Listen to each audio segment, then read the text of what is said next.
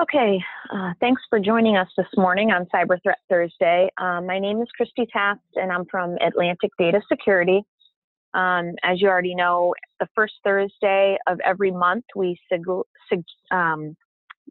have 3 of our prominent vendors come in and discuss any of their new technologies, their roadmap, that type of thing. So what we're going to do is kick this off. Today on the line we have Logarithm. I'm going to completely massacre his name, but I have Joseph Mastromarino. Did I say that right, hopefully? Close enough. It sounds exactly like I promise. How does it sound? It sounds exactly like it looks. Oh, okay. Well, and that was with 2 cups of coffee. So, all right. So what I'm going to do is kick this off to Joseph. I think I just shared his screen. And now what we're going to do is he's going to kick it off, get into some depth, show a little bit, I believe, of a demo, and then or introduce it anyway. And then we're going to have questions. You can feel free to type your questions in the chat field. There'll be a couple of breaks where we'll get those in. And then afterwards, we'll also have an open chat session as well with any questions or answers that you guys might need. And with that, I just want to make sure that we have Joe's screen. Yep, I see it. All right. So thank you, Joe, for joining us this morning. Happy to do it. Thank you for having me. So what I'm going to do today, the goal of this presentation is to, of course, explain the Logarithm. I don't know if I'd say it's really a roadmap as much as it is a blueprint of what the platform looks like today, some new things that we've added in here. And really what I always like to do over the course of my demos and either proof of concept that I've done is really to enforce what the basics are of the platform and how that really helps, especially from the point of view of the analyst, to save you time over and over again, so you can keep focusing on really the more important work, which is, of course, trying to find any of the security and or operational problems that you may have in your network. So the quick agenda for what this presentation is going to be, of course, an introduction to myself and why you're listening to me in the first place. That explanation of what the blueprint is and how we've woven in a few more technology advancements on our end to again help you with that mean time to detect and mean time to respond to things that are occurring across your environment. I've included a number of basic examples for the analyst. We'll wrap all that up and then we'll go into some Q&A. So again, why are you listening to me? Who am I? My name is Joe Mastromarino. I have been a Logarithm SC in the New York area for a little over 3 years now. Prior to that, I have spent about 8 years in financial services and insert name of rather large financial institutions here, covering things like development, risk and compliance, forensics, incident response, doing training and awareness. So I have a nice broad base of technology experience in that industry. I also have a number of other industries that I've worked with over another 1.5 years doing managed incident response and threat hunting services with another small company that did a similar service there. To show that I am indeed a human being and not a robot, there are other things that I enjoy, like I've been a singer for about 20 years or so. I also do some barbecue, mostly in the Carolina and Georgia style barbecue. I do a lot of baking, especially with the holidays coming up. I'm doing a lot of that. And just this year, I've really started to get into synchronized Christmas lights because I apparently don't like sleep at all. So I'm sure you can look. You need a lot more hobbies. Yeah, you definitely need a lot more hobbies. Yeah, my wife will tell me exactly. Are you going to be singing any of these slides or no? Not today. Okay, next time. Thank you. I got to save my voice. We got a concert coming up soon. So let's talk about the Logarithm blueprint, what it is, what it does, what the platform is. And you may have seen 1 or 2 things about it, but it actually does quite a bit. So when you get a glance at this slide, your eyes just immediately start darting all over the place. And you say, well, okay, I think I have something that does this, or I may have a solution that does that. I may have some point solutions that do this, that, or the other thing. But what I'm going to do at this point is I'm going to pick this whole thing apart. And I'm going to focus on the things that are really going to make your lives better as analysts or as SOC managers or as people that manage analysts. So here's a workflow of what the platform does, from grabbing the logs in, through the analytics, through the processing, through the outputs. So you get a really good feel of what this platform is going to be able to do to help you. So this first bit right here, this input, this is what I like to call our wheel of logs, right? We have support for over 800 different types of applications, operating systems, pretty much any type of log ingestion method you can think of. So you have all of your networking gear sending over syslog. You have your application logs that have flat files. You may even have applications that are in the cloud that use an API. We can start grabbing those logs in as well.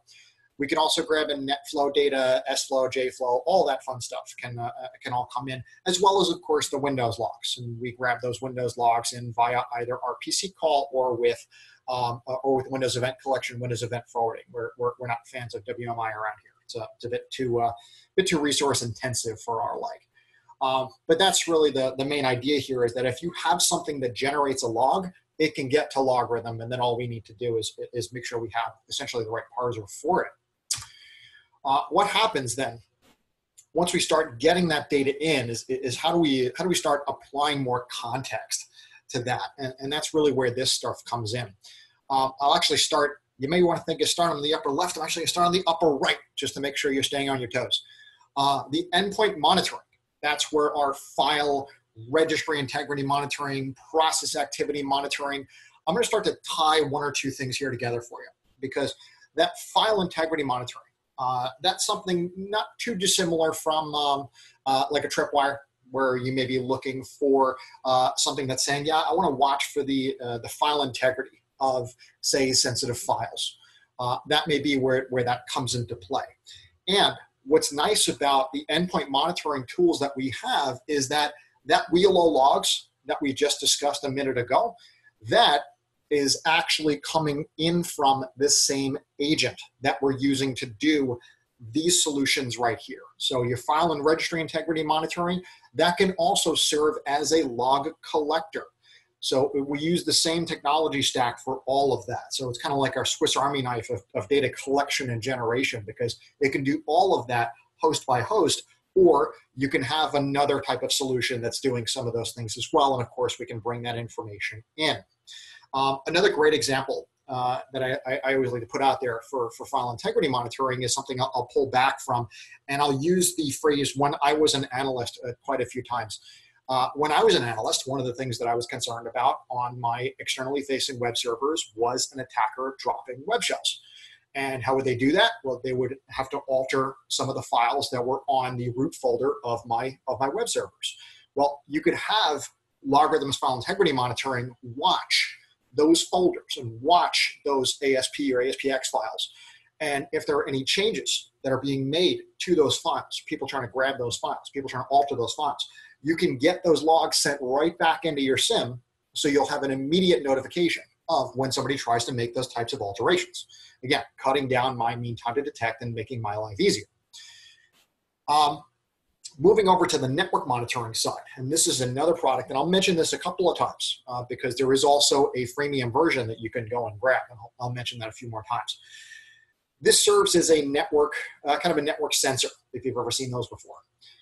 That can recognize over 3,000 different types of network applications out of the box. So that's why you see that DPI application ID. It puts your network traffic in plain English language terms so that you can quickly see, well, who's using Gmail, or who's using some type of file sharing service, or who's using streaming, Netflix or Pandora or something along those lines on my network. I can see that in real time.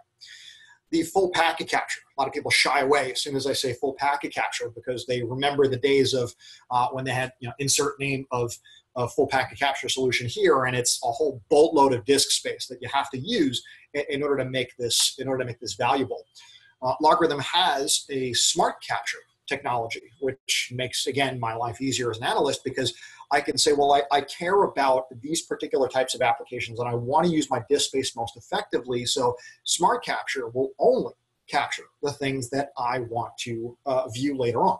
There are other things I may not be able to see just because they're encapsulated and I don't want to take up my disk space with that. But for the other things that I do care about, yes, I can make sure that I have that full packet capture without my storage guys laughing me out of the room because I'm trying to take up way too much space.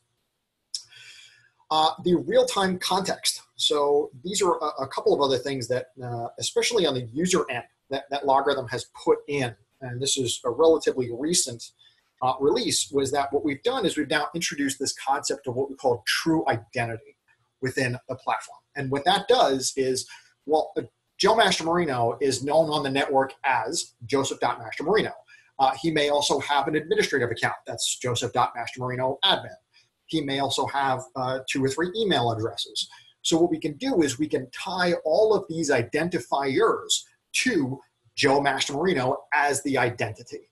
So when I contextualize each of those user IDs or each of those email addresses against the logs that I'm seeing, I can then have another metadata field that's within the platform that says Joe Mastromarino did all of these things, regardless of the account that he used to do them. Again, making my life easier as an analyst to say when somebody comes to me and says, look at everything that Joe Mastromarino did, I can very quickly go and search for Joe Mastromarino, the identity, and bring back all of his activity, regardless of the solution that he used, regardless of the account that he used to work with it. So that context is tremendous. The threat intelligence service, that's also really, really big, because what we can do with that is we bring in externally sourced threat feeds for more context. You want to look at something in, you want to see if anybody's using Tor on your network. You want to see if anybody is communicating with IP addresses that are in the SANS Internet Storm Center, anything along those lines. You want to bring those in, go for it. You want to use you want to use closed source threat feeds that you have API keys for. You can do that as well. We have support for a number of those out of the box. This is all part of the platform.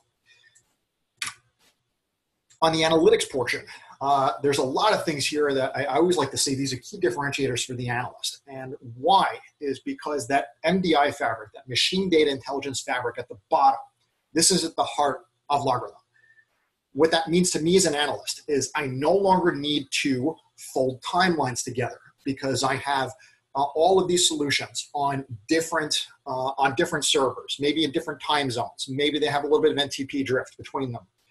I no longer have to do all of that folding, because Logarithm, with its true time technology, has done all of that for me and normalized all of those timestamps into one timeline as for when all of those events originally occurred, saving me time. The metadata, the uniform data classification, what that's doing for me is an authentication success is an authentication success is an authentication success, regardless of the log source type that it's coming in from. So even if I am not, and I never was, and I've gotten a little bit better at it, I was never a Windows system admin. I cut my teeth on Unix and Linux. So when I started looking at Windows event IDs, I was always confused, because I would have to go back to Randy Franklin Smith and go figure out what each of these EVIDs means. But with Logarithm, what it does is that with that uniform data classification, it takes all of those event IDs for Windows, for any other solution that you have, and it maps that to a plain English language version of that. So I know that this is a user account created, or this is a logon failure because of a bad user or an unknown username or a bad password or an account locked out. Puts all that in plain English language terms for me, so I don't have to keep drawing all these lines and figure out what all these logs mean. This could have saved me so many Fridays and weekends. It's amazing how much this could have saved me. And then threat and risk contextualization, it will help you to focus on what's the most important log. And I have an example of what that looks like, so I'll get to that when I get to my screenshots. The machine analytics and the search analytics, here's what this is speaking to. On the left-hand side of the screen, we're speaking to mostly the Advanced Intelligence Engine. And the Advanced Intelligence Engine is our correlation engine. So if you hear correlation engine, that's our version of it. It works in real time to figure out what all of these different types of situations mean and how does it get the information back to you faster. How does it learn? Through that behavioral profiling, statistical analysis. It's all using that same MDI fabric that I was talking about at the heart of Logarithm. That's exactly what this is using. So it's going to look at all of those different user identity behaviors, and you can set up rules very easily. There are a few out of the box, and then there are many that you can set up to run on their own that will learn, for instance, look at this particular network, or look at this particular subnet. All of the users that are within here, I want the system to learn what boxes they normally log into, or I want them to learn what processes each of these people normally runs. And then it baselines that for a week, 2 weeks, maybe a month. And then what it does is it says, well, I want you to keep evaluating when I see a standard deviation away from the norm for the processes that these people are running or for the boxes that they're logging into. Black and white listing is pretty self-explanatory, but the fact that the engine can do that type of statistical analysis on-prem very easily is really a big, big help when I'm trying to figure out what people have done, and when I start to see some deviations away from that. It is very, very powerful. The advanced correlation, that doesn't seem to explain what that does very well, and I'm going to provide you a really, really helpful use case here. When I was an analyst, I think that's 2 or 3, I don't know if anybody's keeping track, what I used to have to do a lot was I would have to chase down all of these little onesie-twosies. Somebody's gone out to an IP address that we don't necessarily like, and you need to go figure out what the person's done, if anything else has happened in that box, so on and so forth. What advanced correlation can do is we can have what we call a loop back rule, because what happens anytime that the advanced intelligence engine fires an event back because conditions have been satisfied, what it then does is it fires back another log, or it fires back another event, so to speak. And what happens then is you can then have those events, those logs, then kind of group together to say, well, when I correlate together the same user or the same machine communicating with a malicious IP address, then we start to see some changes to the registry keys on that same box. We start to see new processes that are started up in a temporary folder that are starting up. And then all of a sudden, that same machine, that same process is touching a whole bunch of files really, really quickly. And if anybody's following along, and they've probably spent some remediation weekends talking about this, is I'm talking about behaviors that resemble ransomware, right?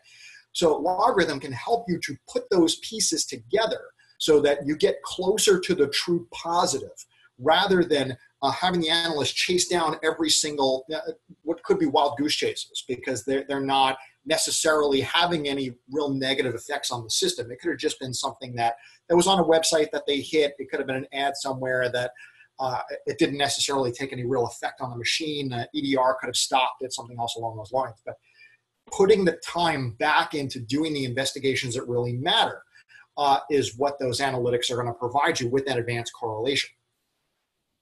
On the search analytics side, the deep packet analytics, I'll touch on that during the network monitor section. Search analytics, how do we get the information back? We're going to use that same MDI fabric again, and we're going to talk about searches, where we can do structured and unstructured data at the same time. I have an example for that. I will talk about that. Visualizations. How do we look at this information in real time? Again, using that same MDI fabric. How do we pivot and drill down off of users, off of machines? I see something and I want to get more information about it. The system automatically has that ability that you can just click on a data field and tell it, I want to look at everything this machine has done for the last 24 hours, or plus or minus 4 hours from this particular event, because I want to understand what was happening right around it. It gives you those capabilities out of the box. The contextual lookups is something that's very new to the platform. And what we've done there is, when I was an analyst, again, maybe 4 at this point, I used to have a whole slew of different plugins that I would have for my browser to look at different types of information. I want to do a lookup of an EVID. I want to look up an IP address. I want to look up a file hash. We now build those lookups directly into the platform. So if you want to have one of those metadata fields, then build a URL for you that you can go out to VirusTotal, you can go out to MITRE, you can go out to Randy Franklin Smith. You can have all of those lookups in there, and then it can build that for you to save your analyst time. So, and also they don't have to keep building those plugins or have those extra extensions on their browsers. The output, what do we get from it? Those prioritized alarms. It'll give you that set of risk-based prioritized alarms, 0 to 100, and that's another good spot where those the advanced correlation comes in. So you can have some of those onesie-twosies, maybe they come in as a 30 or 40, but when you start to get correlated events, when you start to see things happening further along the threat progression lifecycle, or further along the attack lifecycle, or the kill chain, or whatever you want to call it, you can have those come up as a higher risk-based priority alert. So maybe those come in as a 70 or an 80. And you make sure that your guys are focusing on those things first. The dashboards are going to keep coming back in real time. You do have a real-time connection back into that database so that you see those things changing in real time as you look at it. The reports. So the reports can help you with, I say usually helps you out with auditors and regulators, because that's what a lot of our reports will do. We have what we call knowledge-based modules. And, excuse me, what we do with those is that each of those are broken out into the different types of regulatory compliance mandates that you have. So if you want to look at NIST or ISO or GDPR or PCI or HIPAA, all of those are also included within the platform. So all you really need to do is make sure that those assets are properly scoped, and then you can have your audit reports ready to go. When I was an analyst, again, I would get that call a lot from upper management to say, well, we got an auditor calling us, or we have a regulator coming in, and we got to grab these logs back as quickly as possible. Knowing that you have those assets already in scope within Logarithm, you can quickly pull back those audit reports without having to stress a whole bunch about, do I have everything in here that I need? Because you've already taken those steps and you've predicted that, so that you know that those reports are going to be able to come back.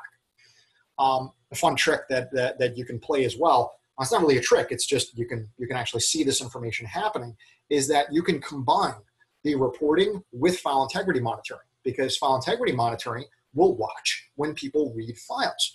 So what you can do is you can have the reports automatically generated for your auditors. You can share them out to a file share somewhere, and then you can have file integrity monitoring turned on for that particular folder. So you'll know as soon as somebody is actually reading those reports. Something you just tell people about all the time. You usually get some smirks around the room. Incident tracking and metrics. So here is the, okay, I need to prove my work, what I'm doing, my value. So that's where these tracking and metrics come in, and we help you to measure that mean time to detect and mean time to respond. How much faster are we getting as an organization responding to the different types of threats that are coming into our organization? That's exactly the type of reporting and metrics that Logarithm will help you to provide, and I will show that in another slide. Security automation and orchestration, SOAR, comes up a lot this year. And this is an answer we've been carefully crafting and engineering within our platform for years. I remember, I'm not going to use the term again, but when I worked in analyst roles, changed the phrase that time, we used to have to cobble these kinds of solutions together. Maybe you get a good Excel template going to record your casework, you put that into a repository that you could grab from later, maybe you kept all the evidence in there as well. Somebody else has a good list of scripts somewhere in GitHub or their shared drive. Maybe you could use those for remediation weekends, or you'd have to write them fresh every time. And then John over here and Erica over there have completely different ways of handling phishing email cases. Well, case management with Logarithm will keep everyone working off of the same plate of information, and that information updates in real time. So when I add logs, when I add notes, when I put more evidence into a case, all of that gets updated in real time so that everyone is looking at the same information.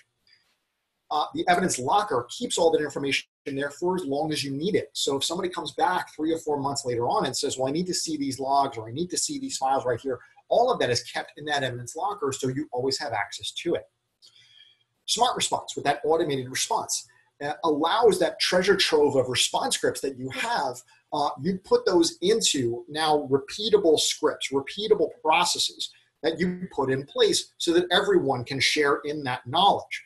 Smart response really at the end of the day is PowerShell scripts, or really any other kind of scripting that you can put in place with an XML wrapper around it. It's actually quite easy to use. And then finally, playbooks is the newest thing that we've put in here, and something that customers have been asking us for a very long time.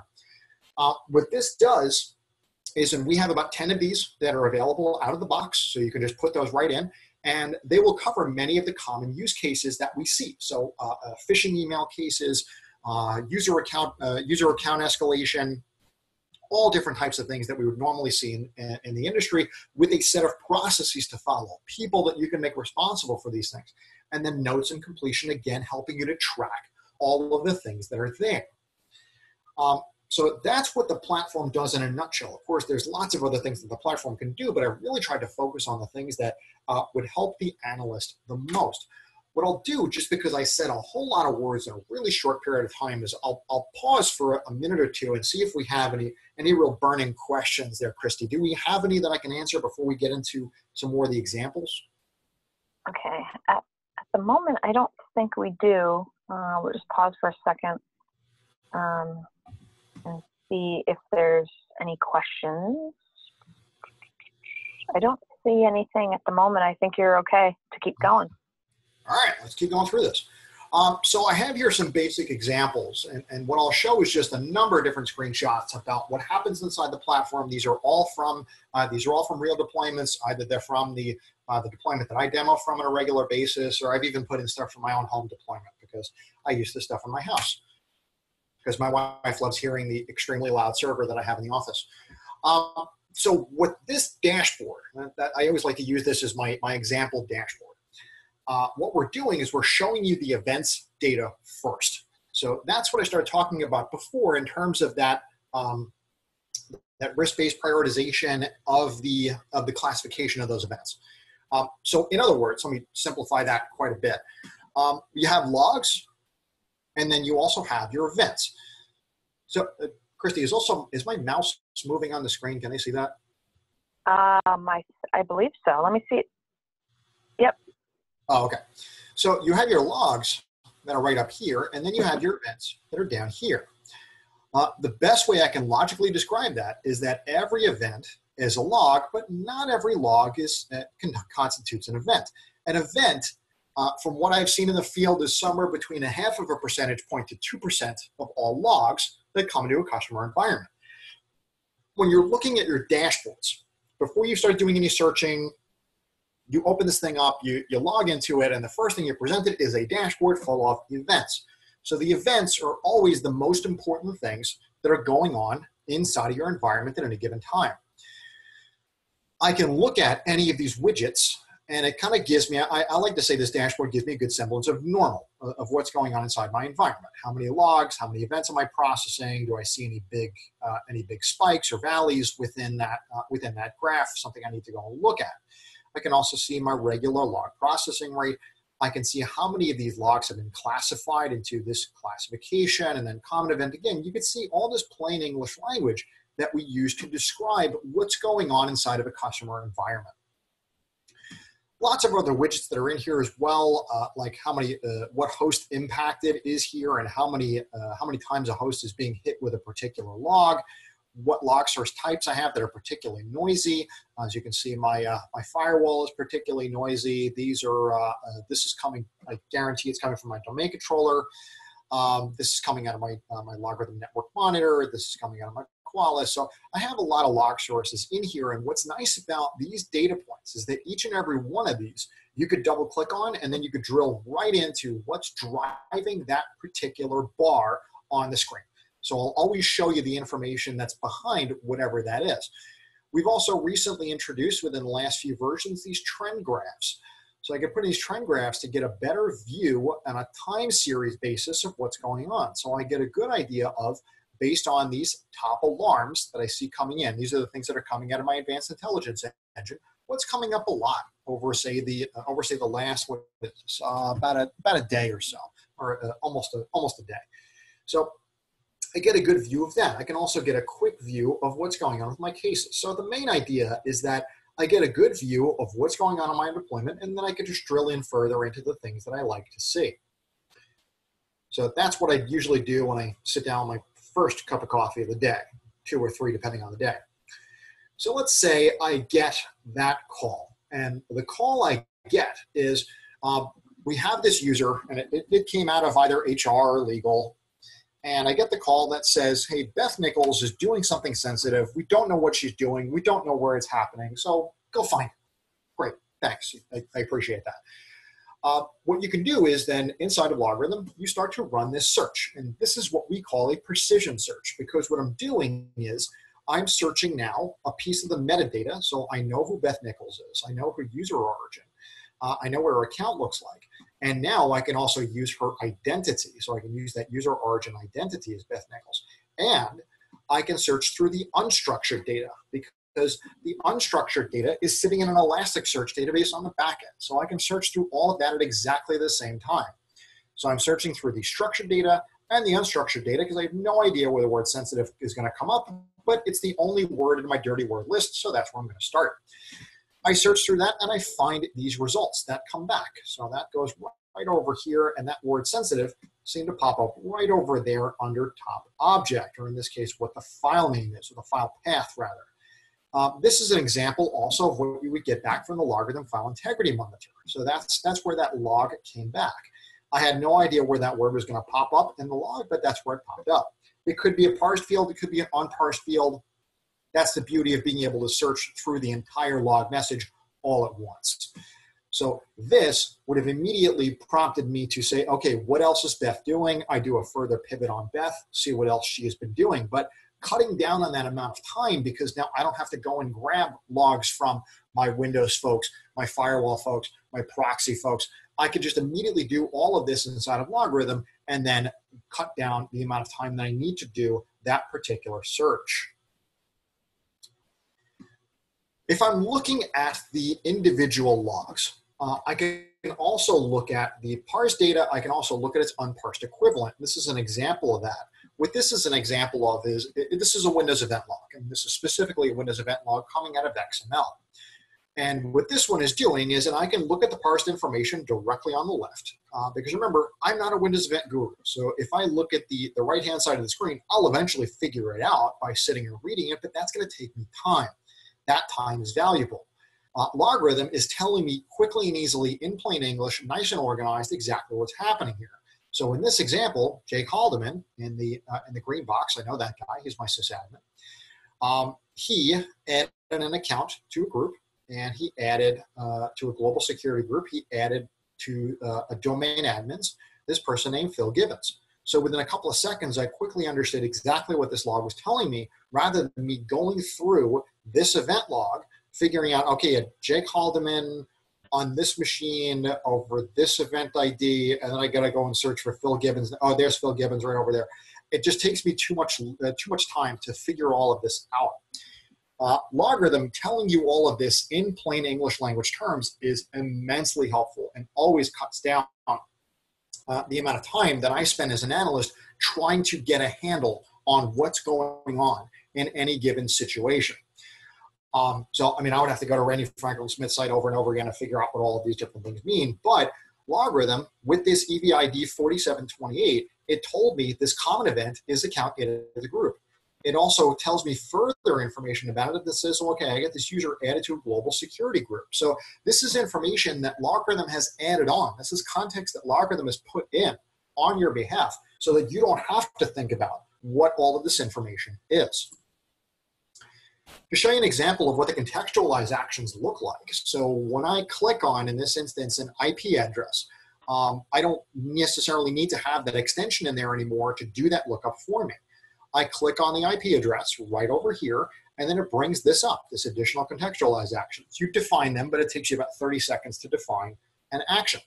I then have this IP lookup and virus total. It shows me what that link is going to be before I go there. It warns me, hey, you're about to leave Logarithm and go over to this other site.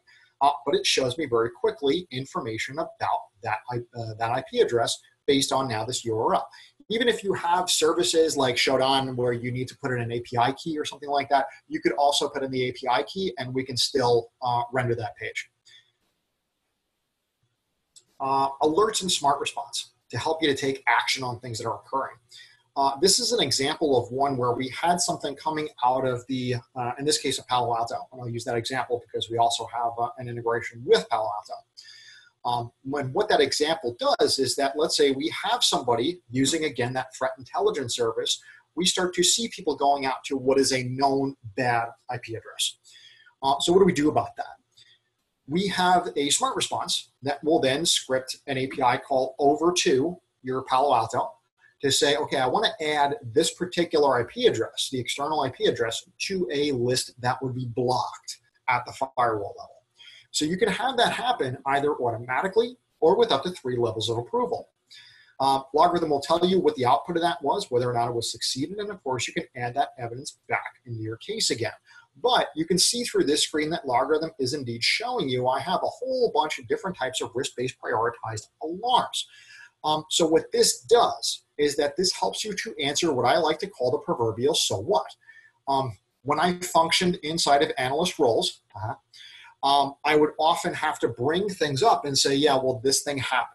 And then the next question I would always get out of my management is, okay, so what? What'd you do about it? This smart response helps you to answer the proverbial so what.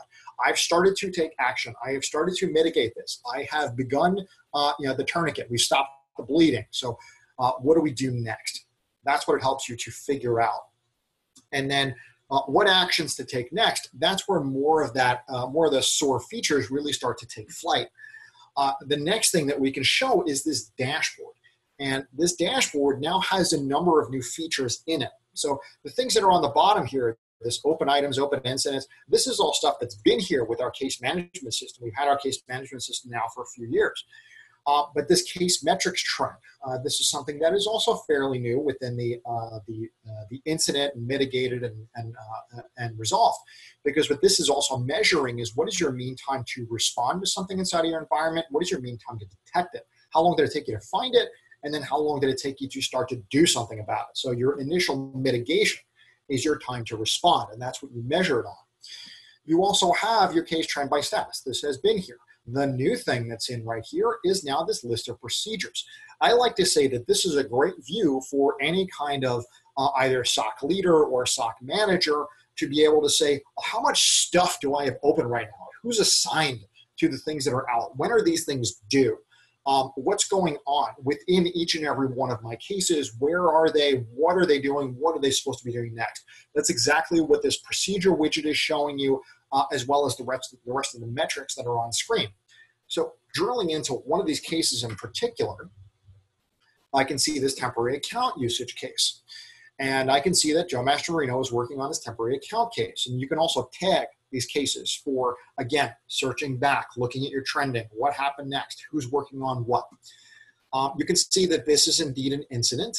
He hasn't quite mitigated it yet, although he probably should because he's almost through the entire thing.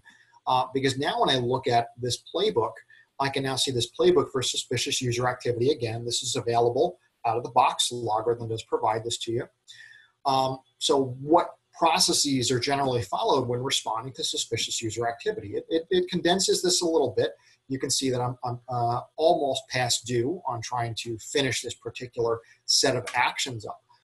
But you can also see in detail what these actions are saying. So I can also say, yep, I disabled this user account. I need to provide, this is kind of my post-mortem on feedback and lessons learned, but there were things I took before that as well. And each of those you can check off. You can decide to skip them if they're not applicable for your particular case. You assign each and every one of these to different people. So this is a fantastic tool for SOC managers to use as they figure out who's doing what within the environment, where cases are at. So again, it cuts down that amount of time that SOC managers and analysts themselves will need in order to figure out what needs to happen in a given case. Again, focusing you on the work rather than more of the administrative overhead. The network monitor. Packets don't lie, right? We need to figure out what's happening inside of our network really, really quickly. And this is actually a shot of what's going on inside of my home network, because I have NetMon running on my home network as well. It's on my lab, so it's mostly stuff that I would want to see. But what this does, and you can see there is a filter right in here that I actually filtered out anything related to HTTPS because it was really skewing all of my graphs. But this is giving me a real-time view of the applications that are running on my network. How much bandwidth are they taking up? How often are they running? Where are they running? What types of applications are they? Because we also figure out what the application families are. And one of the things that I noticed as I looked at this graph, and I said, well, that looks a little weird. I want to figure what that is. What's that? That's a little Fastly right there, and it happened at 2 in the morning on yesterday. So let me figure out what that is. And all I needed to do was to click on that, and then it filters out exactly what that is. So just as I was able to filter out HTTPS, I was able to filter in and only on this Fastly application, so I could figure out what it is. I looked a little bit more closely at the metadata. And you can see we have all of this metadata. It's like NetFlow on steroids when I look at the metadata that comes out of Logarithms Network Monitor. So I looked at this and I said, this looks really, really familiar. Because Zeus Tracker, abuse.ch, and I can see all of these different subject alt names for domains and stuff that are coming in. Oh yeah, you know what? 2 o'clock in the morning, stuff that's coming in from abuse.ch. This is actually the threat intelligence service bringing information down into my deployment. And you can see this was last downloaded at 10:31 at 2 in the morning, but it took me about a minute or a minute and a half to figure all of that out. So I didn't need to spend hours trying to figure out what this was, what kind of traffic it was, where it was coming from, where it was going to. So the summary that I would have here is that the MDI fabric gets you to know the facts regardless of the source. Precision search will help you to find those facts regardless of source really quickly. Contextualized actions can help you find out what the outside world knows about what it is you're looking at. The AI engine assembles those puzzle pieces for you in real time, so you're really looking at the true positives. Alerts and smart response will help you to know when something happens and then do something about it to answer that proverbial so what. Cases and playbooks can help you to record all of your activity and take those known steps for the what's next after the so what. Network Monitor will help you to understand much better that network visibility that you may be seeking. And all of this, of course, is done in plain English language terms. As I said, probably more than when I mentioned that I was an analyst. So that is everything that I wanted to go through today. And hopefully I've shown you some really good examples of how the Logarithm platform will help you to cut down the amount of time that you spend working with the administrative overhead of a platform like this and really focus on the analyst work and really getting you to a better state of security. I've left some links in here for our website or blog, as well as for where you can go to get Network Monitor Freemium, which I, of course, encourage you to download and try out today. Well, thank you very much, Joseph. I appreciate your time today. Let's see if there's any questions. I'll just pause here for a bit. So far, there hasn't been any. And I think we might be all set. Well, thank you. That was completely painless. Did you have the 3 cups of coffee, or? I'm only up to 1 so far today, but the day is young. Oh, okay. Oh, yes, it is. All right. Well, again, thank you very much. If anyone has any questions, feel free to follow up with myself. Also, if you need any questions answered, after the fact, that'll be fine. And that's it. Also, don't forget we have our next Cyber Threat Thursday coming up on December 6th. And thanks again, Joe, for taking the time and explaining the logarithm story. We appreciate it. Happy to do it. Thank you so much for having me. Take care.